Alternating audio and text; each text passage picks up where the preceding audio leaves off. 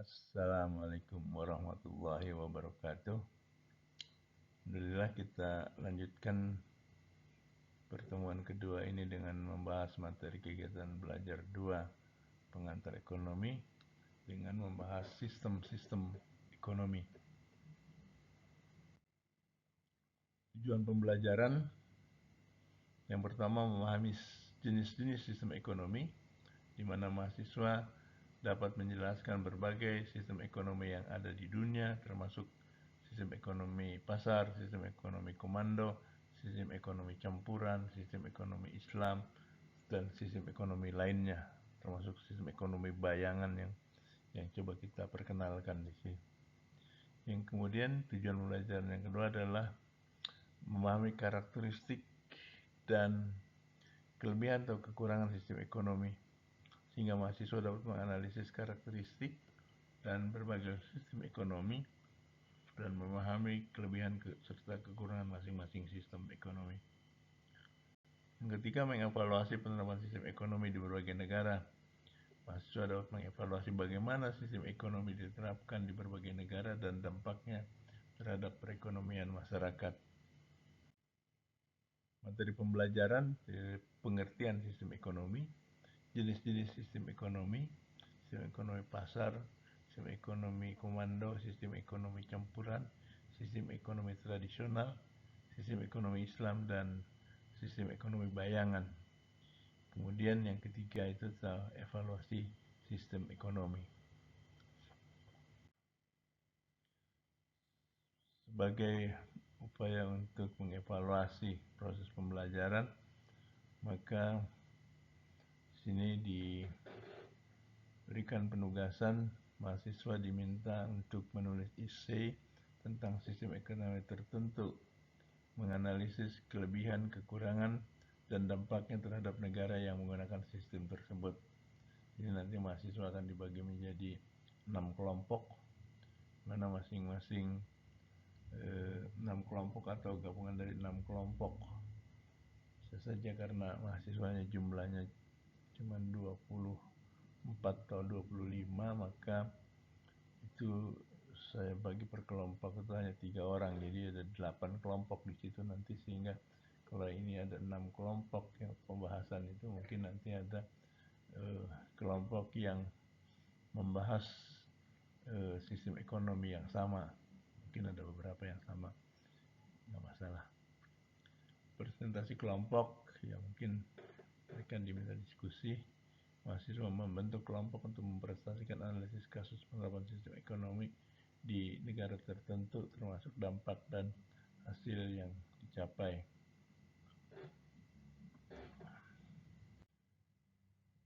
Pengertian sistem ekonomi. Sistem ekonomi adalah elemen fundamental dalam perekonomian yang mempengaruhi bagaimana barang dan jasa diproduksi, didistribusikan, dan dikonsumsi. Memahami sistem ekonomi membantu kita untuk mengidentifikasi berbagai mekanisme yang digunakan oleh masyarakat dan negara untuk mengatasi masalah pokok ekonomi dan mencapai tujuan kesejahteraan sosial. Sistem ekonomi merupakan suatu cara atau mekanisme yang digunakan oleh masyarakat untuk mengatur dan mengelola sumber daya yang terbatas guna memenuhi kebutuhan dan keinginan manusia yang tidak terbatas. Sistem ekonomi mencakup struktur dan proses yang mengatur bagaimana barang dan jasa diproduksi, didistribusikan, dan dikonsumsi dalam suatu perekonomian. Definisi sistem ekonomi.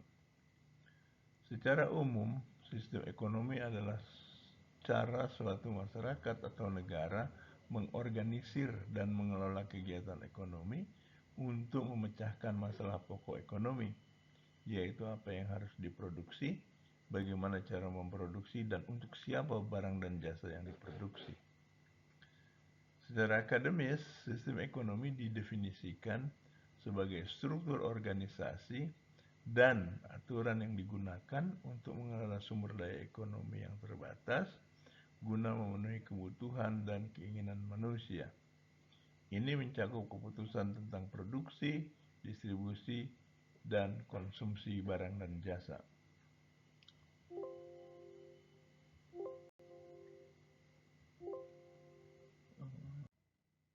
Tujuan sistem ekonomi. Yang pertama adalah untuk alokasi sumber daya, mengatur cara sumber daya yang terbatas, seperti tenaga kerja, modal, dan bahan mentah, digunakan untuk memproduksi barang dan jasa. Yang kedua, distribusi barang dan jasa, mengatur bagaimana barang dan jasa dibagikan di antara anggota masyarakat. Yang ketiga, terkait dengan tujuan pemenuhan kebutuhan, itu menyediakan mekanisme untuk memenuhi kebutuhan dan keinginan manusia dengan cara yang efisien. Fungsi sistem ekonomi. Yang pertama adalah fungsi produksi, menentukan barang dan jasa apa yang diproduksi, serta teknik dan metode produksi yang akan digunakan. Yang kedua dari fungsi distribusi, mengatur cara barang dan jasa didistribusikan kepada konsumen. Dan fungsi yang ketiga adalah fungsi konsumsi, menentukan bagaimana barang dan jasa digunakan atau dikonsumsi oleh masyarakat. Komponen sistem ekonomi. Komponen yang pertama adalah institusi ekonomi, termasuk lembaga-lembaga yang mempengaruhi keputusan ekonomi, seperti pasar, pemerintah, dan organisasi ekonomi. Yang kedua adalah proses ekonomi, meliputi kegiatan seperti perencanaan, produksi, distribusi, dan konsumsi. Yang ketiga adalah kebijakan ekonomi, yaitu aturan dan regulasi yang ditetapkan oleh pemerintah atau lembaga lain untuk mengatur kegiatan ekonomi. Jenis-jenis sistem ekonomi. Yang pertama adalah sistem ekonomi pasar, sistem di mana keputusan ekonomi ditentukan oleh pasar melalui mekanisme harga dan persaingan. Pemerintah memiliki peran yang terbatas. Sistem yang kedua adalah sistem ekonomi komando, sistem di mana keputusan ekonomi diatur oleh pemerintah pusat yang menentukan apa yang diproduksi, bagaimana cara memproduksinya, dan untuk siapa barang dan jasa yang diproduksi. Yang ketiga adalah sistem ekonomi campuran, sistem yang menggabungkan elemen-elemen dari sistem ekonomi pasar dan komando. Pemerintah dan pasar sama-sama berperan dalam mengatur kegiatan ekonomi. Sebenarnya sistem ekonomi campuran ini lebih pada merupakan kompromi di antara dua sistem ekonomi yang di atas, sistem ekonomi pasar dan sistem ekonomi komando. Saat ini sesungguhnya tidak ada yang pure, yang murni sistem ekonomi pasar dan yang murni sistem ekonomi komando. Kebanyakan memang sistem ekonomi campuran. Selanjutnya, tradisional, yaitu sistem ekonomi yang berbasis pada kebiasaan, adat istiadat, dan tradisi setempat. Sistem ekonomi berdasarkan pada nilai-nilai dan hukum syariat Islam. Sistem ekonomi bayangan adalah sistem ekonomi yang merujuk pada kegiatan ekonomi yang berlangsung di luar pengawasan dan regulasi pemerintah. Contoh implementasi sistem ekonomi. Sistem ekonomi pasar, negara-negara seperti Amerika, Inggris, itu menerapkan sistem ekonomi pasar dengan kebijakan yang mendukung kebebasan pasar dan kompetisi. Meski peran pemerintah juga tidak kecil, sudah mulai membesar di negara-negara itu. Kemudian sistem ekonomi komando. Negara-negara seperti Korea Utara, negara seperti Korea Utara sudah jarang sekali ini ekonomi dengan sistem komando ini sudah sangat jarang diterapkan, di mana pada sistem ekonomi komando itu pemerintah pusat memiliki kontrol penuh atas semua keputusan ekonomi. Sistem ekonomi campuran, negara-negara seperti Jepang dan sebagian besar negara Eropa menerapkan sistem ekonomi campuran yang menggabungkan kebijakan pasar bebas sesuai dengan intervensi pemerintah untuk mengatasi ketidakadilan sosial dan pasar yang tidak efisien.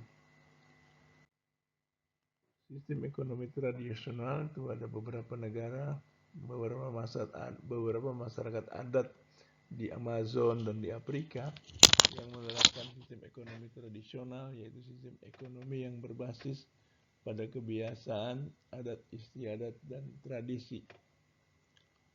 Sistem ekonomi Islam, negara-negara seperti Arab Saudi, Iran, Malaysia, dan Pakistan menerapkan sistem ekonomi Islam, yaitu suatu sistem ekonomi yang didasarkan pada nilai-nilai dan prinsip syariah atau hukum Islam.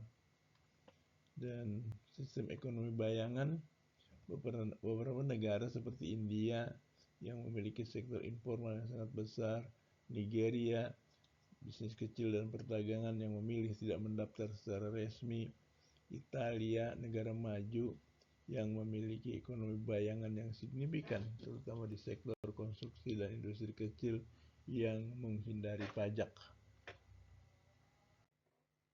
Baiklah, sekarang kita akan bahas satu demi satu secara lebih rinci ke 6 sistem ekonomi yang sudah dikemukakan di atas tadi.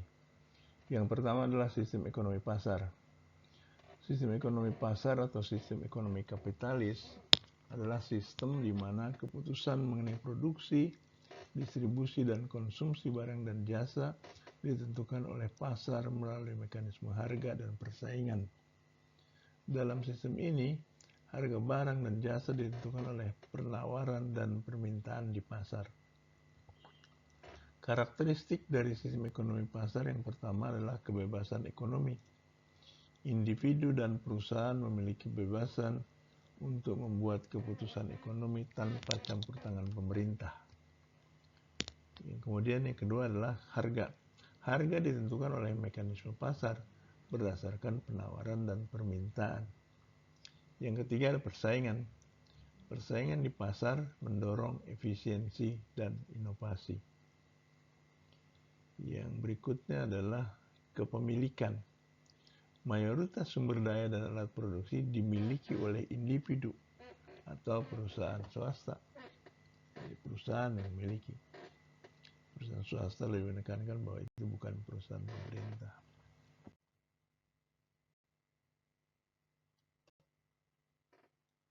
Kelebihan dari sistem ekonomi pasar.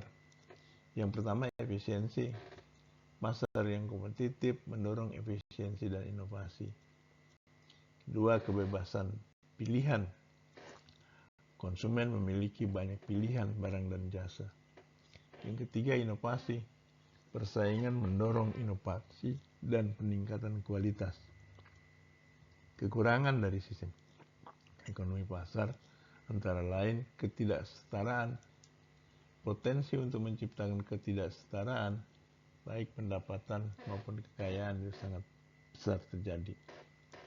Kedua, kegagalan pasar. Pasar mungkin gagal dalam menyediakan barang publik atau mengatasi eksternalitas negatif. Contoh negara yang menerapkan sistem ekonomi pasar walaupun tidak sepenuhnya murni ekonomi pasar adalah Amerika Serikat dan Inggris, mungkin kita bisa sebutkan sebagai contoh. Sistem ekonomi komando. Sistem ekonomi komando atau sistem ekonomi sosialis adalah sistem di mana keputusan mengenai produksi, distribusi, dan konsumsi barang dan jasa diatur oleh pemerintah pusat. Pemerintah memiliki kontrol penuh atas sumber daya dan alat produksi. Karakteristiknya yang pertama adalah kontrol pemerintah. Jadi pemerintah pusat membuat keputusan ekonomi utama dan merencanakan kegiatan ekonomi. Kepemilikan, kepemilikannya kepemilikan negara. Sebagian besar atau semua sumber daya dan alat produksi dimiliki dan diatur oleh negara. Dalam distribusi, pemerintah menentukan bagaimana barang dan jasa itu didistribusikan. Jadi bukan mekanisme harga seperti di sistem ekonomi pasar, pemerintah yang menentukan. Kelebihan dari sistem ekonomi komando yang pertama adalah keadilan sosial. Dapat mengurangi ketidaksetaraan pendapatan dan memberikan layanan kepada semua warga negara, terutama yang dimaksud layanan ini layanan dasar kepada semua warga. Yang kedua, perencanaan terpusat. Jadi dapat merencanakan dan mengkoordinasikan ekonomi secara terpusat. Sayang kekurangannya adalah kurangnya insentif. Di mana kurangnya insentif untuk inovasi dan efisiensi. Lalu birokrasi. Proses birokrasi dapat menghambat fleksibilitas dan responsif terhadap perubahan pasar. Contoh negara Korea Utara atau Kuba sebagian. Jadi memang juga sudah susah sejak runtuhnya Uni Soviet, maka sudah agak susah memberi contoh yang murni pada ekonomi sosialis. Mungkin Tiongkok masih termasuk di antaranya, walaupun juga sudah tercampur dengan sistem kapitalis. Yang ketiga, sistem ekonomi campuran. Sistem ekonomi campuran menggabungkan elemen dari sistem ekonomi pasar dan sistem ekonomi komando. Dalam sistem ini, baik pasar maupun pemerintah berperan dalam mengatur ekonomi. Yaitu karakteristiknya. Yang pertama, kombinasi peran. Pemerintah dan sektor swasta berperan dalam produksi dan distribusi barang dan jasa. Yang kedua, intervensi pemerintah. Pemerintah mungkin terlibat dalam mengatasi kegagalan pasar, menyediakan barang publik, dan mengurangi ketidaksetaraan. Kepemilikan, ya ada campuran kepemilikan pribadi dan kepemilikan negara atau sumber daya dan alat produksi. Kelebihan dari sistem ekonomi campuran itu ya keseimbangan, menggabungkan efisiensi pasar dengan perlindungan sosial dan peran pemerintah. Yang kedua, fleksibilitas, dapat menyesuaikan kebijakan ekonomi untuk mengatasi berbagai masalah ekonomi. Kekurangannya, kompleksitas, bisa jadi rumit dalam mengelola campuran peran pemerintah dan pasar. Kemudian dalam hal kebijakan, peran pemerintah dapat menyebabkan ketidakpastian regulasi dan kebijakan. Contoh negara Jepang, Jerman, dan sebagian besar negara-negara Eropa itu prinsipnya menerapkan sistem ekonomi campuran. Yang selanjutnya, sistem ekonomi tradisional. Sistem ekonomi tradisional adalah sistem ekonomi yang berbasis pada kebiasaan, adat istiadat, dan tradisi. Biasanya ditemukan di masyarakat agraris atau yang kurang berkembang. Karakteristiknya itu adalah praktik tradisional. Kegiatan ekonomi didasarkan pada tradisi dan kebiasaan. Pertanian dan kerajinan produksi umumnya berfokus pada kebutuhan lokal dan subsisten. Sistem tukar barang, terdapat kecenderungan untuk menggunakan sistem barter ketimbang sistem moneter. Kelebihan dari sistem ekonomi tradisional, keterhubungan sosial. Masyarakat cenderung lebih terhubung secara sosial dan budaya. Kemudian kestabilan ekonomi, kegiatan ekonomi stabil dan berkelanjutan secara lokal. Kekurangannya, kurangnya pertumbuhan, terbatas pada teknologi dan metode tradisional sehingga menghambat pertumbuhan ekonomi. Keterbatasan di mana terbatas dalam memenuhi kebutuhan yang berkembang dan mengadaptasi perubahan. Contoh negara beberapa masyarakat adat di Amazon dan di Afrika. Sistem ekonomi Islam. Sistem ekonomi Islam adalah suatu sistem ekonomi yang didasarkan pada nilai-nilai dan prinsip-prinsip syariah, hukum Islam. Sistem ini mengatur aktivitas ekonomi dengan tujuan mencapai kesejahteraan masyarakat secara adil dan merata, serta menghindari ketidakadilan dan eksploitasi. Fokus pada sistem ini, keadilan, kebersamaan, dan larangan terhadap praktik-praktik yang merugikan. Prinsip utama sistem ekonomi Islam, tauhid, keadilan sosial, larangan riba, larangan gharar, zakat dan kedermawanan, kepemilikan, dan amanah. Ciri-ciri sistem ekonomi Islam berbasis moral dan etika, bagi hasil, mudarabah dan musyarakah, keseimbangan kebutuhan duniawi dan akhirat, serta peran negara. Kelebihan sistem ekonomi Islam: stabilitas keuangan. Karena larangan riba dan spekulasi, sistem ini cenderung lebih stabil dan tidak rentan terhadap krisis yang diakibatkan oleh utang atau spekulasi berlebihan. Distribusi kekayaan yang adil. Instrumen seperti zakat, sedekah, dan larangan monopoli mendorong distribusi kekayaan yang lebih merata di masyarakat. Penghapusan eksploitasi. Praktek ekonomi seperti riba, gharar, dan monopoli yang dianggap mengeksploitasi orang lain dilarang dalam sistem ini. Etika dalam bisnis. Sistem ekonomi Islam mendorong transaksi yang adil, jujur, dan transparan, menciptakan lingkungan bisnis yang lebih bermoral dan berkelanjutan.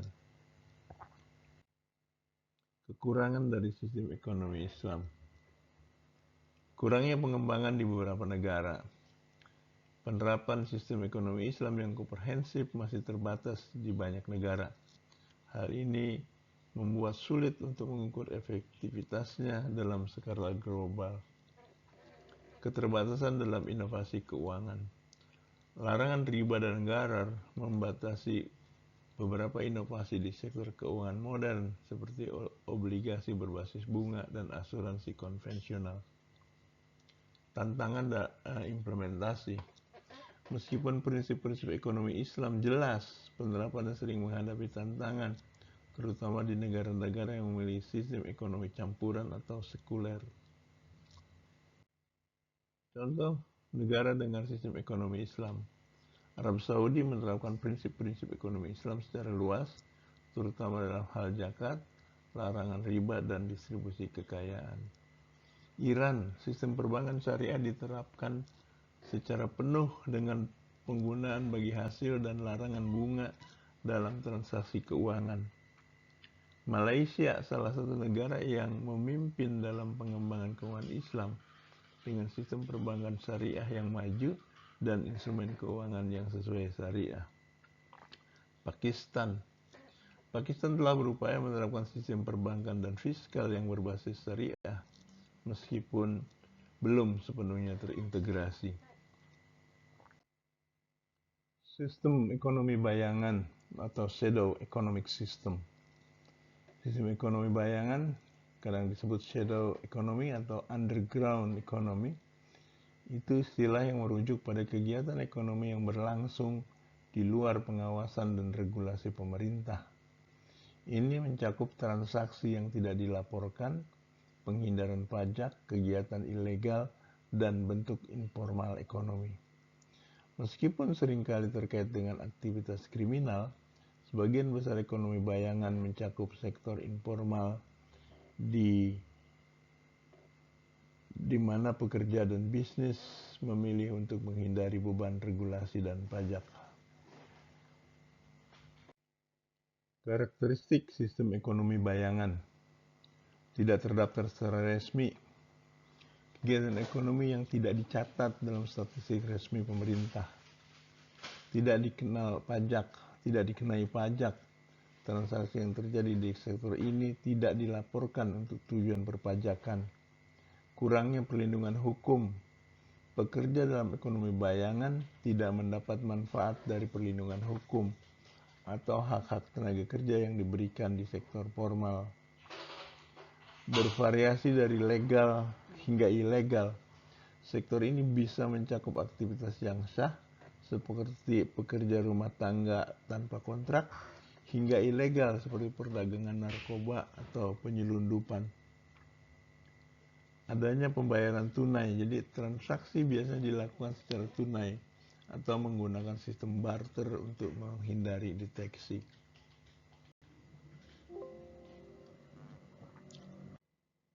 Kelebihan sistem ekonomi bayangan: peluang kerja, di mana pada negara dengan tingkat pengangguran tinggi, ekonomi bayangan memberikan lapangan kerja alternatif bagi individu yang sulit masuk ke pasar kerja formal.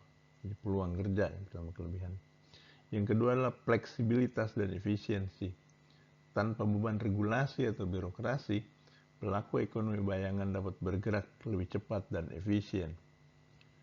Penyediaan barang dan jasa yang murah karena tidak tunduk pada pajak dan atau aturan harga. Barang dan jasa di sektor ini seringkali lebih murah.